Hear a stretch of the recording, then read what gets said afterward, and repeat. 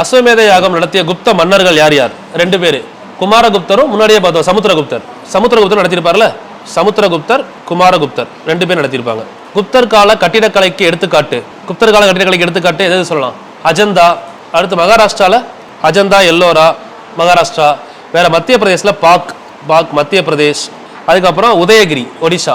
உதயகிரி இந்த 3மே படிச்சுக்கோங்க. உதயகிரி வந்து ஒடிஷா. இப்போ பக்கத்தில் அந்த பேர் ஏன் எழுதுறேன்னா இது கொஸ்டின்ல கேட்பாங்க. உதயகிரி குப்தர் கால நினைவு சின்னமான உதயகிரி அமைந்துள்ள இடம் எதுன்னு கேட்பாங்க. ஒடிஷா மாநிலம்.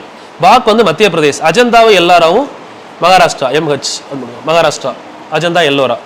நாலந்தாவில் உள்ள புத்தரின் செப்பு சிலை எத்தனை அடி உயரம்? நாலந்தால 18 அடி.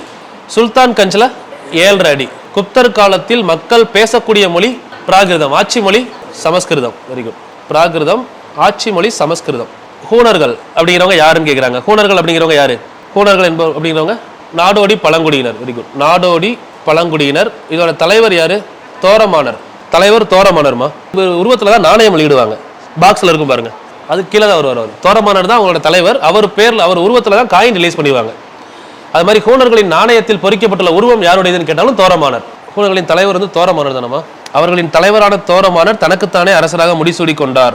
அதில் என்ன சொல்லியிருக்காங்க? மாபெரும் தலைவர் அடில்லாவின் தலைமையில் ரோமாபுரியையும் கான்ஸ்டாண்டினோபிளையும் உள்ளாக்கினர் அப்படின்னு சொல்றாங்க. ரோமாபுரியவும் கான்ஸ்டாண்டினோபிளையும் கைப்பற்றும் போது தலைமை தாங்கியவர் அடில்லா. கீழே ஸ்கந்தகுப்தரை தோற்கடித்த பின்னர் அவர்களின் தலைவரான தோரமானர் தனக்குத்தானே அரசராக முடிசூட்டி கொண்டார். அதுக்கு முன்னாடி அவர் அரசர்னு சொல்லல, அரசராக இருந்தவர் பார்த்தீங்கன்னா இவர் தான், தோரமானர் தான். அதுக்கப்புறம் மிகிரகுலர் வந்திருப்பார் 2வது. அதனாலதான் இவர் உருவத்துல நாணயம் வெளியிடுவாங்க பின்னாடி.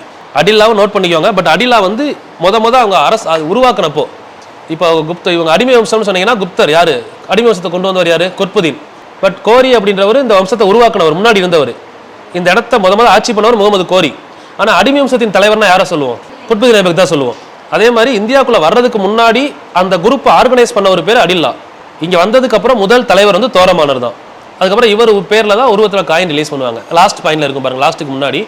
அதே மாதிரி சைடில் அந்த காயின் கொடுத்துருக்காங்கல்ல, அந்த காயின்ல என்ன கொடுத்துருப்பாங்க பாருங்க? ஹூனர்களின் தலைவர் தோரமானரின் உருவம் பொறிக்கப்பட்ட நாணயம் கொடுத்துருப்பாங்க பாருங்க. தலைவர்னு கொடுத்து தோரமானர் உருவம் கொடுத்துருப்பாங்க.